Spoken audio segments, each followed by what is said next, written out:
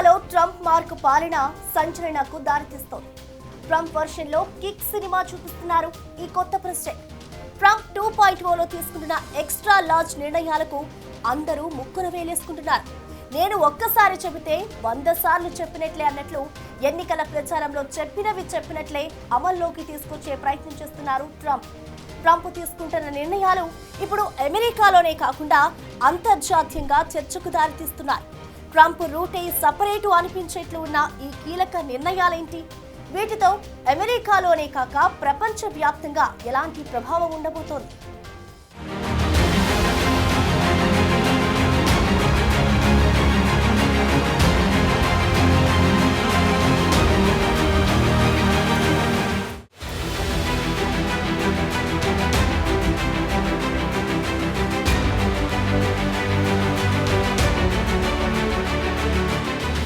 Trump చేయేస్తే ఏదైనా సంచలనం అవుతుంది అన్నట్లుంది ట్రంప్ వ్యవహార శైలి.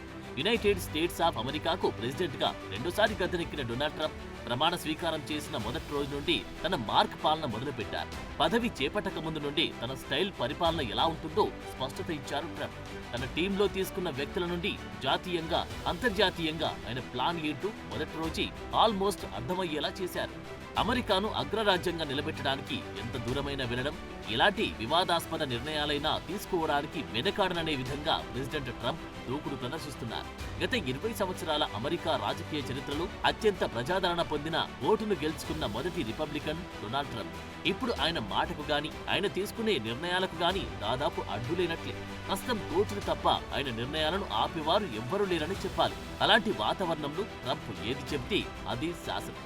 అందుకే సీట్ ఎక్కిన వెంటనే సంచలన ఎగ్జిక్యూటివ్ ఆర్డర్స్ పై సంతకాలు చేశారు.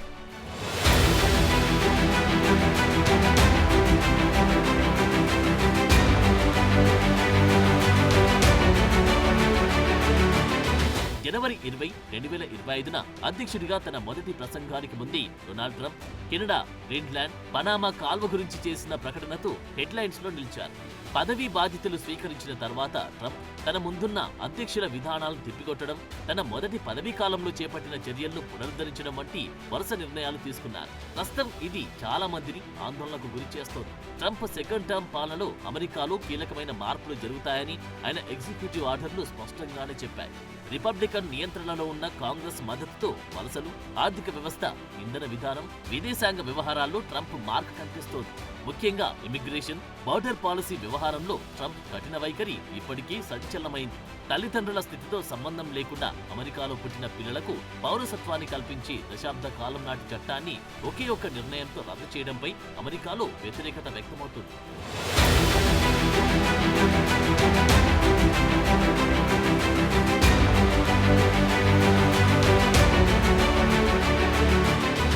అమెరికాలో పౌరసత్వ హక్కును రద్దు చేస్తూ ట్రంప్ తీసుకున్న నిర్ణయాన్ని సవాల్ చేస్తూ యునైటెడ్ స్టేట్స్ లో 22 రాష్ట్రాల అటార్నీ జనరల్స్ కోర్టులో దావా వేశారు. ఈ నేపథ్యంలో ట్రంప్ ఇచ్చిన ఎగ్జిక్యూటివ్ ఆర్డర్ను సియాటిల్లోని ఫెడరల్ కోర్టు న్యాయమూర్తి తాత్కాలికంగా నిలిపివేశారు. రాజ్యాంగంలోని 14వ సవరణ, సుప్రీంకోర్టు గతంలో ఇచ్చిన తీర్పు అమెరికాలో పుట్టిన అందరికీ వచ్చి సిటిజన్షిప్ హక్కుకు రక్షణ కల్పిస్తున్నాయని వాషింగ్టన్, ఒరేగాన్, ఇల్లినాయస్, అరిజోనా రాష్ట్రాల వాదనల ఆధారంగా యుఎస్ డిస్ట్రిక్ట్ జడ్జ్ జాన్సీ కాఫ్లర్ సంచలన రూలింగ్ ఇచ్చారు. పేరెంట్స్ వలసలతో సంబంధం లేకుండా అమెరికాలో పుట్టే వారందరికీ లభించే సిటిజన్షిప్ లభించే విధానం ట్రంప్ రెండోసారి ప్రమాణ స్వీకారం చేసే వరకు ఉండేది. డొనాల్డ్ ట్రంప్ రెండోసారి ప్రెసిడెంట్ గా బాధ్యతలు స్వీకరించాక కార్యనిర్వాహక ఉత్తర్వుల ద్వారా జన్మతా పౌరసత్వ హక్కును రద్దు చేశారు. దీనిపై డెమోక్రాట్స్ పాలిస్తున్న 22 రాష్ట్రాలు 5 దావాలు వేశాయి. ఈ ఆదేశాలు 14 రోజుల పాటు తాత్కాలికంగా నిలిపివేస్తూ ఉత్తర్వులు ఇచ్చింది. అయితే దీనిపై కోర్టులో సవాల్ చేస్తామంటూ ట్రంప్ ధీమా వ్యక్తం చేశారు.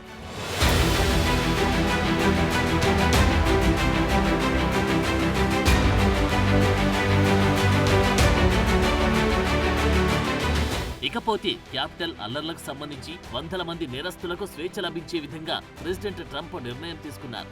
గత ఎన్నికల్లో ట్రంప్ ఓటమి తర్వాత కొత్త ప్రభుత్వానికి వ్యతిరేకంగా జనవరి 6, 2021 క్యాపిటల్ భవనం దగ్గర అల్లర్లు జరిగాయి. అయితే ఇవి ట్రంప్ ఆదేశాలతోనే జరిగినట్లు వాదనలు ఉన్నాయి.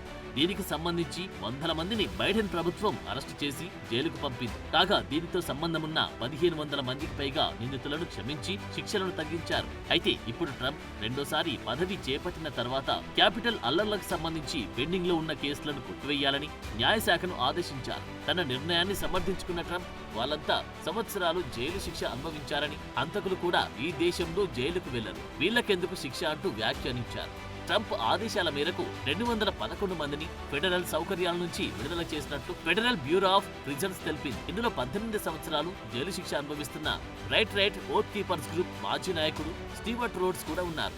అయితే ట్రంప్ నిర్ణయాన్ని మెజారిటీ అమెరికన్లు అంగీకరించలేదని Reuters, Ipsos pole నివేదించాయి.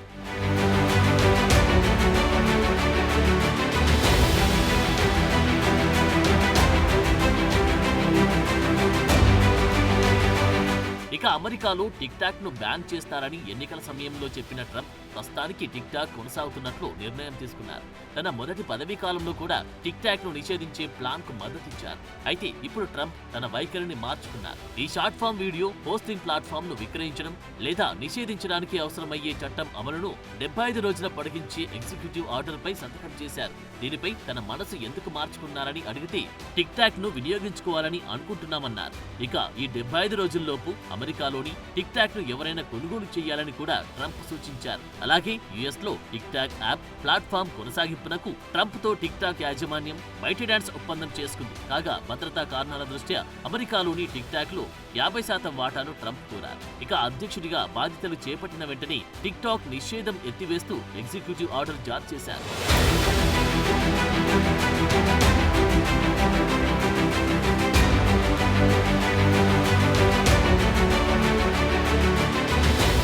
Donald Trump పదవీ బాధ్యతలు స్వీకరించిన తర్వాత ఇంధన ధరలు తగ్గించే లక్ష్యంతో ఒక మెమోరాండం మల్టీ ఆర్డర్లపై సంతకం చేశారు. సంబంధిత చట్టానికి అనుగుణంగా అమెరికన్ ప్రజలకు అత్యవసర ధరల్లో ఉపశమనాన్ని అందించడానికి, అమెరికన్ కార్మికుల శ్రేయస్సును పెంచడానికి అన్ని కార్యనిర్వాహక విభాగాలు, ఏజెన్సీల ఉన్నతాధికారులకు ఆదేశాలు పంపారు.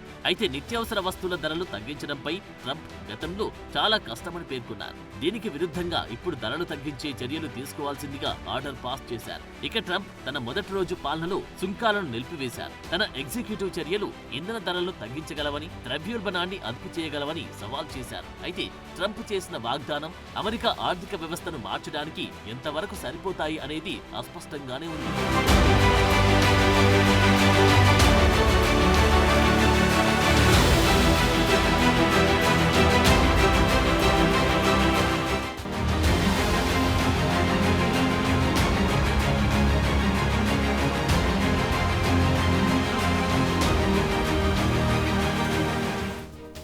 ట్రంప్ టైం మొదలైతే ఎలా ఉంటుందో ప్రపంచానికి రెండోసారి రుజువు చేస్తున్నారు డొనాల్డ్ ట్రంప్. దేశీయ విధానాల నుండి విదేశీ వ్యవహారాల వరకు తిరగమూత పెట్టడం ప్రారంభించారు. అమెరికాలో మరణ శిక్షను మళ్లీ తీసుకురావడమే కాకుండా ప్రపంచాన్ని కాపాడాలనుకుంటున్న పారిస్ ఒప్పందం నుండి బయటకొచ్చేశారు. అమెరికాను ఆర్థిక సమస్యల నుండి బయట పాడేస్తానంటూ ఫెడరల్ ఉద్యోగాల నియామకాలనే రద్దు చేశారు.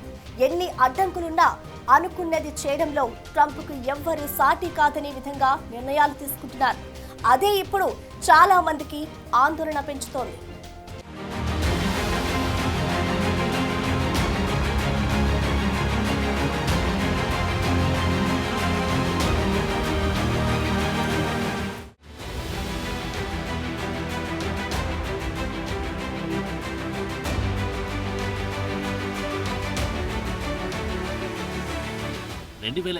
డిసెంబర్లో ఫాక్స్ న్యూస్ కి ఇచ్చిన ఓ ఇంటర్వ్యూలో ట్రంప్ ఒక మాట అన్నారు. హోస్ట్ అడిగిన ప్రశ్నకు సమాధానమిస్తూ తాను నిరంకుశ పాలకుడిగా ఉంటానన్నారు. అయితే అది పదవిని చేపట్టిన మొదటి రోజు మాత్రమే అని కూడా స్పష్టం చేశారు. చెప్పినట్టుగానే మొదటి రోజే డజన్ల కొద్దీ ఎగ్జిక్యూటివ్ ఆర్డర్లపై సంతకాలు చేశారు. అందులో అమెరికాలో మరణశిక్ష పునరుద్ధరించడం ఒకటి. అత్యంత క్రూరమైన నేరస్తులకు మరణశిక్ష అమలు చేయడంలో తప్పులేదని, తాను బాధ్యతలు చేపట్టాక అలాంటి వారిని క్షమించే ప్రసక్తే లేదని ట్రంప్ ముందే క్లారిటీ ఇచ్చారు. దానికి తగ్గట్టుగానే అత్యంత దారుణమైన నేరాలకు పాల్పడే వారిని నిరోధించడం, శిక్షించడంలో భాగంగా మరణశిక్షను ఒక ముఖ్యమైన సాధనంగా పేర్కొంటూ మరణశిక్షను పునరుద్ధరించే ఎగ్జిక్యూటివ్ ఆర్డర్పై సంతకం చేశారు. తీవ్రమైన అన్ని నేరాలకు మరణశిక్షను కొనసాగించాలని అమెరికా అటార్నీ జనరల్ను ఆదేశించారు. ముఖ్యంగా అక్రమ వలసదారులు చేసిన అన్ని మరణశిక్ష నేరాలకు ఖచ్చితంగా మరణశిక్ష విధించాలని ఉత్తర్వులో ప్రత్యేకంగా పేర్కొన్నారు. నిజానికి అమెరికాలోని 50 రాష్ట్రాల్లో 23 రాష్ట్రాలు మరణశిక్షను రద్దు చేశాయి. మరో 6 రాష్ట్రాలు తాత్కాలికంగా నిలిపివేశాయి. మిగతా రాష్ట్రాల్లో మరణశిక్ష అమలవుతోంది. అయితే ట్రంప్ ఆదేశంతో ఇకపై అలాంటి నేరాలు చేసే ఫెడరల్ ఖైదీలకు ఉరి తప్పదు.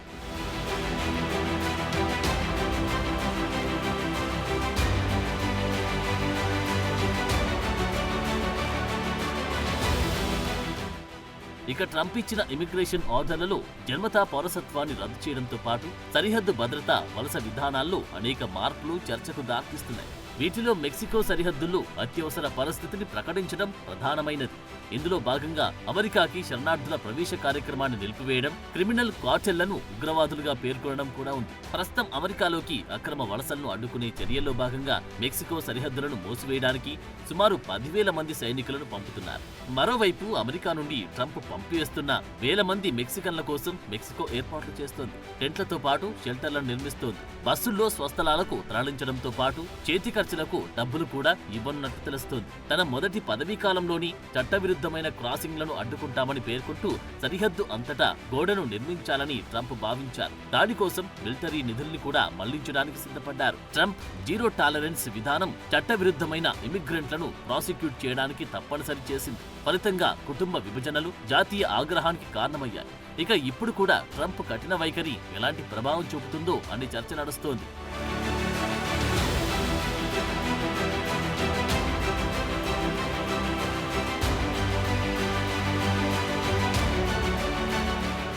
అమెరికాను గ్రేట్ గా నిలబెట్టడానికి అమెరికాను సైతం బలి చేస్తాను అనే విధంగా ట్రంప్ వ్యవహరిస్తున్నారు. దీనికి పెద్ద ఉదాహరణ పారిస్ ఒప్పందం నుండి వైదొలగడం. భూమిపైన జరుగుతున్న విపరీత మార్పులకు కాలుష్యమే కారణమని శాస్త్రవేత్తలు నెత్తి నోరు కొట్టుకుంటుంటే ట్రంప్ వాళ్ళను ఎగతాళి చేశారు. పైగా గ్లోబల్ వార్మింగ్ కు కారణమైన బొగ్గు, చమురు, సహజ వాయువుల నిక్షేపాలను వెలికితీసి అమెరికా ఆర్థికాభివృద్ధికి వినియోగించడమే తన లక్ష్యమని ప్రకటించారు. ప్రపంచాన్ని మింగేస్తున్న వాతావరణ మార్పులను తాను అంగీకరించట్లేదని, అమెరికా ప్రయోజనాలే తనకు ముఖ్యమని వ్యాఖ్యానించారు. అయితే ఇటీవల లాస్ ఏంజల్స్ ను బూడిద చేసి లక్షల కోట్ల నష్టానికి కారణమైన కార్చిచ్చు కూడా ట్రంప్ మనసును మార్చలేకపోయింది. పదవి చేపట్టిన మొదటి రోజే పారిస్ వాతావరణ ఒప్పందం నుండి వైదొలిగి ఆర్డర్ను తీసుకొచ్చారు. పారిస్ ఒప్పందం నుండి ట్రంప్ వైదొలగడం ఇది రెండోసారి. ఇప్పుడు ఈ చర్య అంతర్జాతీయంగా వాతావరణ నిపుణులను ఆందోళనకు గురిచేస్తోంది.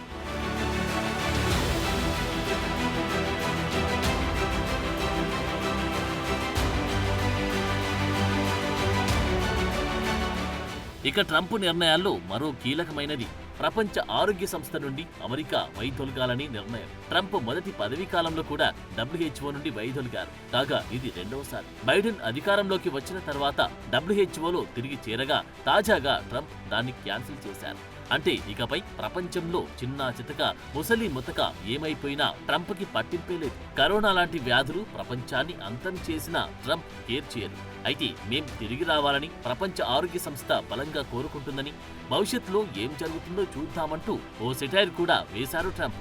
ఐక్యరాజ్య సమితి సభ్య దేశాలతో పోల్చి చూసినప్పుడు అమెరికా ప్రపంచ ఆరోగ్య సంస్థకు భారీ మొత్తంలో చెల్లింపులు చేసిందని, ఇది చాలా అన్యాయమని, అమెరికా వైదొలగడానికి ఇది కూడా ఒక కారణమని ట్రంప్ తన ఆదేశాల్లో పేర్కొన్నారు. అయితే ప్రపంచ ఆరోగ్య సంస్థను వీడాలనే ట్రంప్ నిర్ణయాన్ని ఆరోగ్య రంగ నిపుణులు తప్పుపడుతున్నారు. ఇది అమెరికా ఆరోగ్య రంగంపై ప్రభావం చూపే అవకాశముందని హెచ్చరించారు. మలేరియా, టీబీ, ఎయిడ్స్ వంటి జబ్బులను ఎదుర్కోవడంలో సాధించిన పురోగతిని ఈ నిర్ణయం తలకిందులు చేసే ప్రమాదముందని కొందరు నిపుణులు ఆందోళన వ్యక్తం చేస్తున్నారు.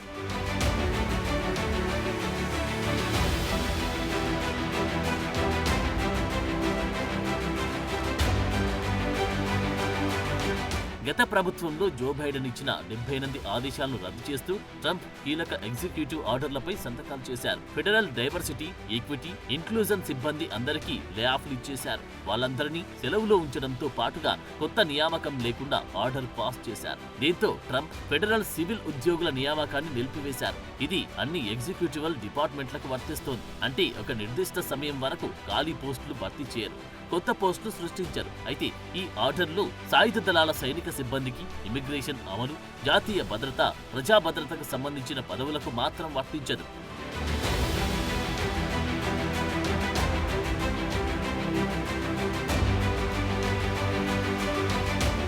ఒక విధంగా ట్రంప్ చర్యలు అపరిమితంగా ఉంటాయి అనడంలో సందేహం లేదు. బైడెన్ కాలం నాటి చాలా కార్యనిర్వాహక ఆదేశాలు, చర్యలు, మెమోరాండాలను రద్దు చేయడమే కాకుండా చివరికి LGBTQ సమానత్వాన్ని ప్రోత్సహించి పలు కార్యనిర్వాహక ఉత్తర్వులను కూడా రద్దు చేశారు. ప్రభుత్వ వైవిధ్య కార్యక్రమాలను ముగించాలని డిక్రీ చేస్తూ కొత్త వాటిని జారీ చేశారు. ట్రంప్ తన కార్యనిర్వాహక ఉత్తర్వు ద్వారా అమెరికా పురుష, స్త్రీ అనే 2 లింగాలను మాత్రమే గుర్తిస్తుందని, ఏ వ్యక్తి లింగం మారదని కూడా ప్రకటించారు.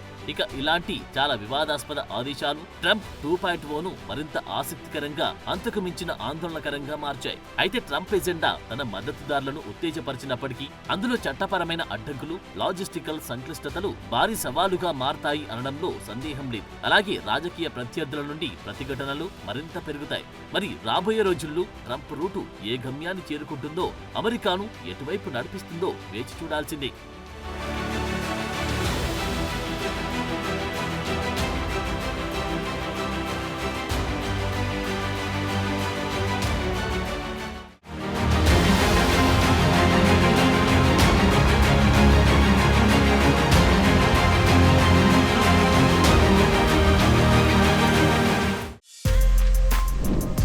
For more videos like this, subscribe Big TV channel.